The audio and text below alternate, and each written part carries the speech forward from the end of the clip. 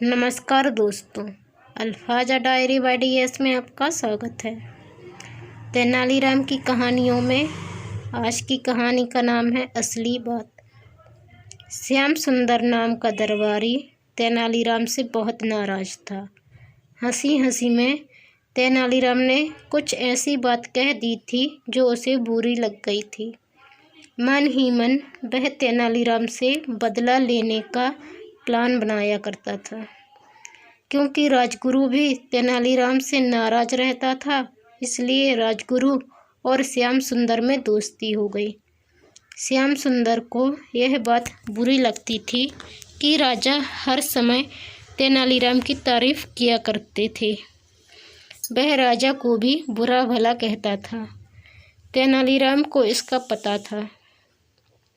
एक बार श्याम सुंदर और राजगुरु दोनों ने मिलकर राजा से तेनालीराम की बहुत बुराई की और कहा, महाराज, तेनालीराम पीठ पीछे आपकी बुराई करने से नहीं चूकता।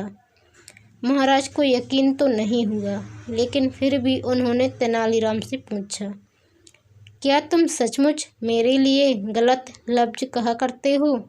तेनालीराम सारी बात समझ गया और बोला, महाराज, आपके इस सवाल का जवाब मैं आपको आज रात दूंगा। आपको मेरे साथ चलना होगा। अंधेरा होने पर तेनालीराम राजा को लेकर राजगुरु के घर के पिछवाड़े पहुंचा और दोनों खिड़की के पास खड़े हो गए। अंदर राजगुरु और श्याम सुंदर बातें कर रहे थे।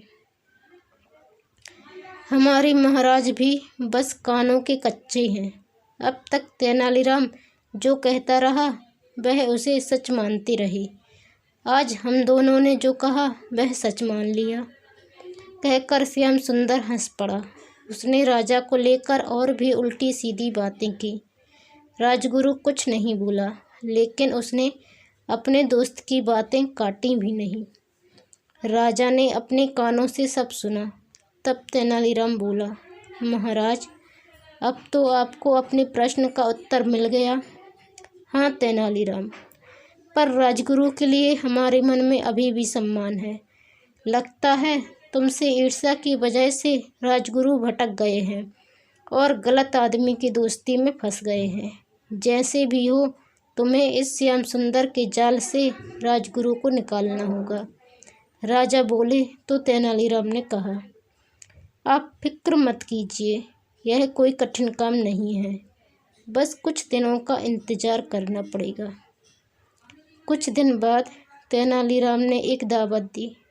उसमें राजा कृष्णदेव राय भी पधारे। सभी दरबारी भी थे। राजगुरु और श्याम सुंदर भी थे। तेनालीराम ने राजगुरु की विशेष आवभगत की। काफ़ी देर तक गपशप चलती रही। एकाएक तेनालीराम ने अपना मुँह श्याम सुंदर के कान के पास ले जाकर कुछ कहा।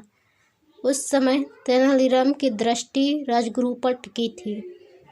तो तेनालीराम ने कहा, वह श्याम सुंदर की समझ में न आया, क्योंकि तेनालीराम ने यूं ही कुछ उटपटांग शब्द कहे थे।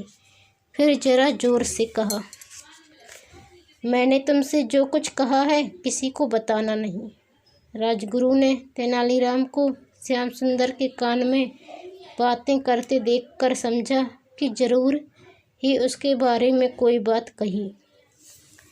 राजगुरु ने श्याम सुंदर से पूछा, क्या कह रहा था तेनालीराम? कुछ नहीं, मेरे कान में उसने कुछ कहा तो, लेकिन मेरी समझ में न आया कि उसने क्या कहा। श्याम सुंदर ने कंधे उचकाकर कहा। राजगुरु ने सोचा, श्याम सुंदर मुझसे असली बात छुपा रहा है।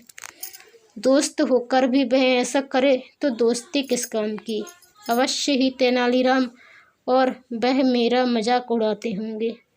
मैं तो समझता था कि श्याम सुंदर मेरा दोस्त है। उसके बाद राजगुरु ने श्याम सुंदर से बातें करना और मिलना जुलना बंद कर दिया। दोनों की दोस्ती कुछ ही दिनों में बीती हुई कहानी बनकर रह गई। राजा ने तेनालीराम से कहा, हकीकत में मुश्किलों को सुलझाने में तुम्हारा कोई जवाब नहीं। ऐसा काम किया है तुमने कि सांप भी मर गया और लाठी भी नहीं टूटी।